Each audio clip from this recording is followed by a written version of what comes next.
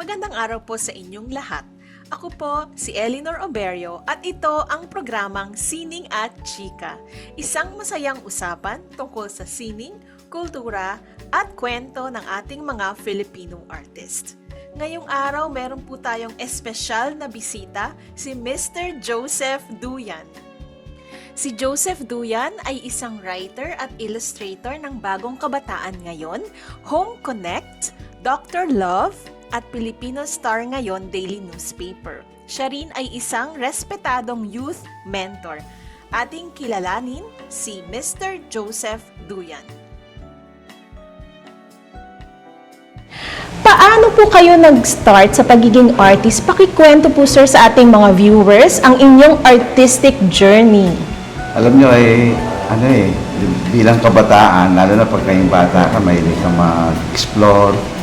Yun sa dyaryo, makita mo yung mga comics, saka yung nakita ko sa mga sinihan, yung malalaking mga drawing doon.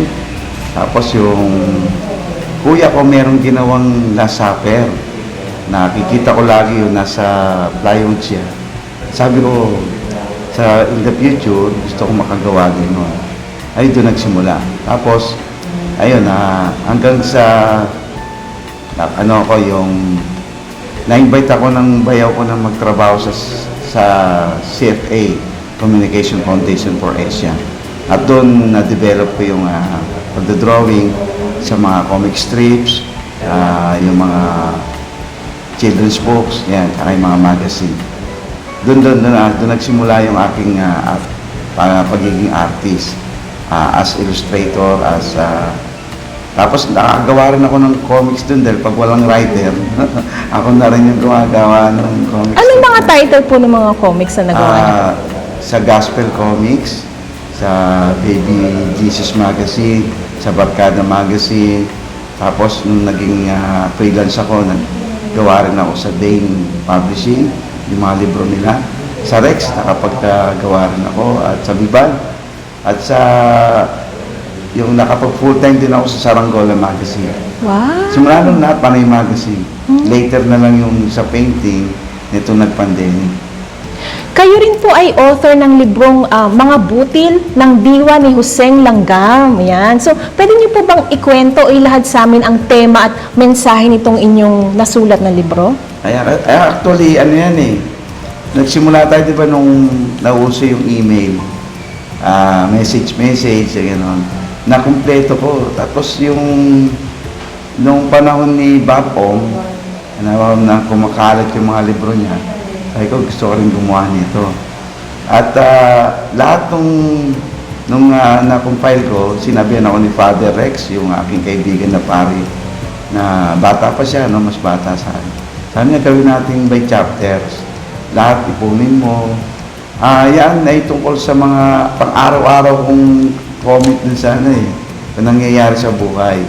Tapos ang ginawa namin, per chapter siya, since pang Pilipino, makabayan, makatao, makadiyos. Ang kulang ko yung makakalikasan. Kulang. Pero ang ginawa namin, makatanga. So, kasi nauso yung bobong Pinoy, di ba? Akin naman, mga tagapagtanggol ng tanga. Pero maganda kasi, yung bang innocence, di ba, napakalaga ng knowledge. You cannot replace knowledge. No? Kaya pag pinag-usapan yung mga hindi mo alam, medyo nakakatawa, di ba? So, medyo may humor tong libro. Tapos kasi, sabi sa akin, nung isang nag-comment nung nagagawa na ko ng libro, sabi, tanga lang babasa ng libro na yan. Sabi? Oo. Sinabi ko, ganda yung idea mo na kulang ako ng isang chapter, yun lang nilagay ko. Kaya pag natapos mong basahin yan, yun ang nakalagay sa dulo. Wow, napakaganda. Pero ang maganda dyan, kaya Huseng Langgam kasi galing yan sa yung may nag-comment sa akin na may gumawa ko ng isang article tungkol sa langgam. Sabi niya yung mga langgam, yan, mga sunod-sunuran lang. Sabi ko, mas magaling sila sa atin kasi sila mas disiplinado, mas matututo ka sa lifestyle nila. Tsaka nasa Bible yan, sa Isaiah, na go to the ants and be wise. So, nung tinawag niya akong Mr. Langgam, ginamit ko na yung Huseng Langgam. Kasi hinahanap ko sa internet kung may sumunod kay Huseng Batute, Huseng Sisiw. At sabi ko, wala na susunod dito, Huseng Langgam na, namatay ni Sisiw. Kaya yun ang nilagay ko. Oh, nakakatuwa naman. How about this, sir? Pwede niyo po bang i-share yung isang memorable art piece or encounter nyo sa isang artist na nakapag-impluensya po sa inyong creative journey? Actually, marami akong na-meet na artist. Unang-una, siyempre, pasasalamatan ko yung mentor ko nung grade 6, no? Si Sir Abaya. Ewan ko kung buhay pa siya ngayon, pero... Sa school? Sa school, meron kaming art club. Kaya yun ngayon, nagtatayo rin ako ng grupo kasi doon ako natuto sa kanya from basic drawing, illustration, hanggang painting. So, sinasabihan niya ako, tamad daw ako. Kasi unang-una, wala akong pambili ng ng canvas, wala yung Materials, art. So, kaya, pagka yung aatin ng session, wala, nahihiya ako. Pero, si Sir Abaya talaga, yung artist na yon, talagang pinagtsatsagaan niya kami every afternoon. Pagkatapos namin sa umaga ng klase, sa afternoon naman siya nag-drawing. At siyempre, namimit ko yung mga artist, si Sir Arnold, yan, siya yung unang-unang nagaya sa akin sa exhibit. Sabi niya, sama ka sa amin.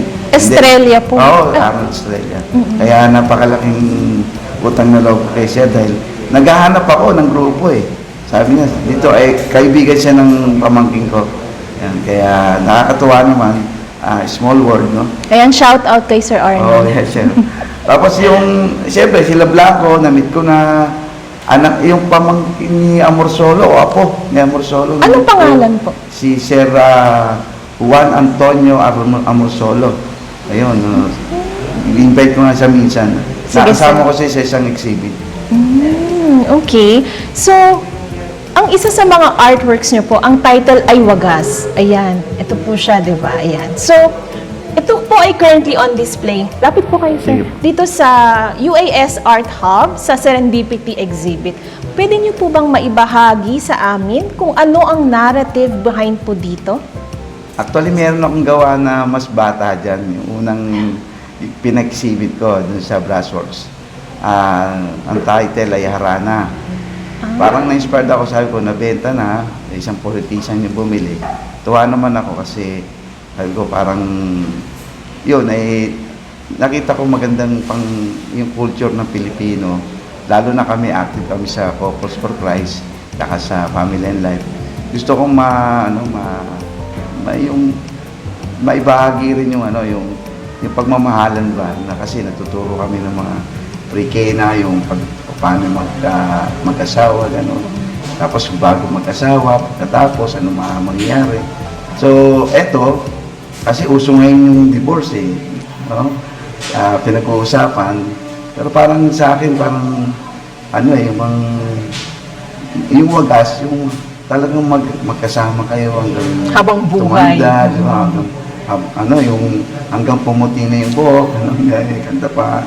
So yun, yan ang naging inspiration ko.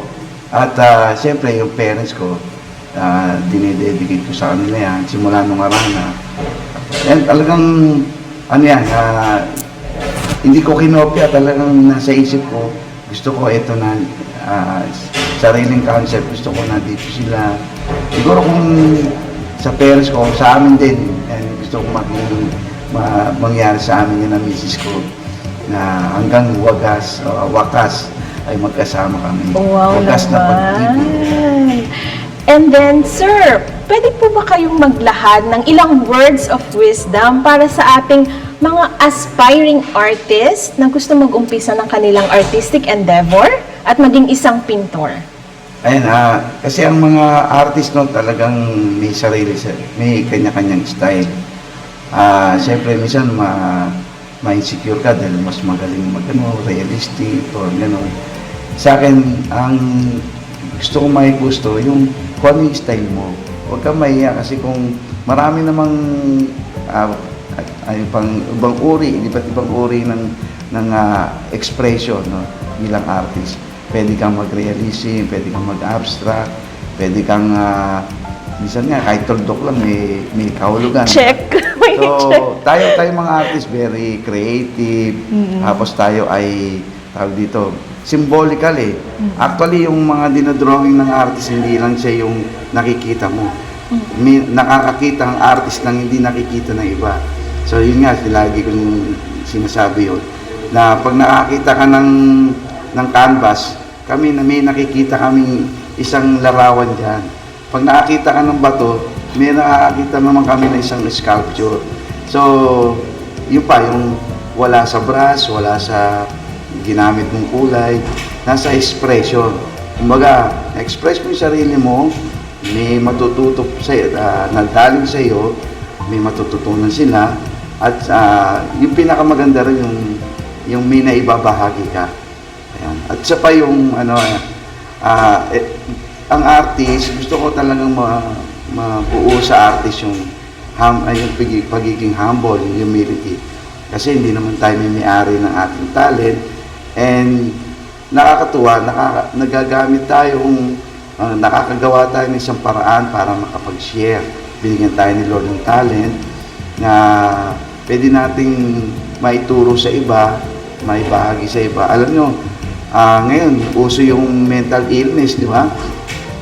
So ngayon, dinidevelop na namin sa Art Jam Manila yung tawag dito, yung Art therapy. Meron kami yan sa mga bata, sa matatanda, na huwag mo i-drawing pa na yung malungkot kasi malungkot na sila eh.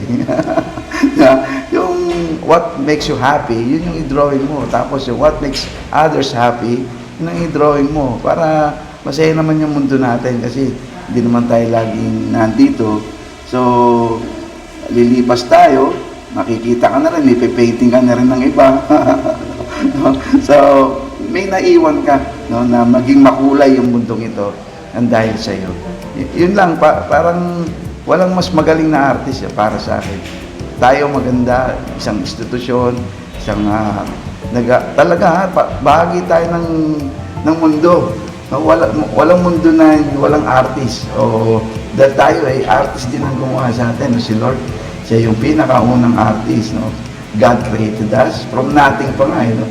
Kaya napakaganda nababahagi sa atin yung regalo ng Diyos na maging makulay ang mundo.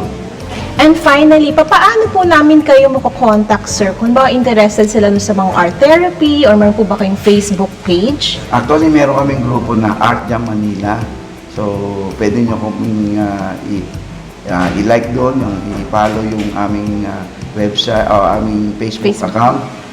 Sa akin din, yung Joseph Duyan Bagong Kabataan.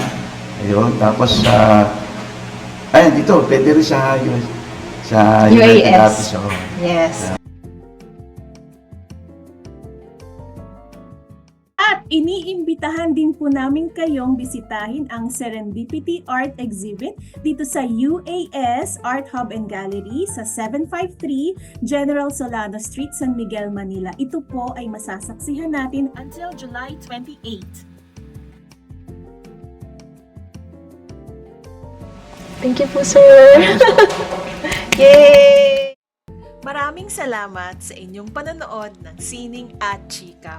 Huwag kalimutang tumutok sa aming mga susunod pang episodes. Hanggang sa muli, ito po si Eleanor Oberio para sa Sining at Chika.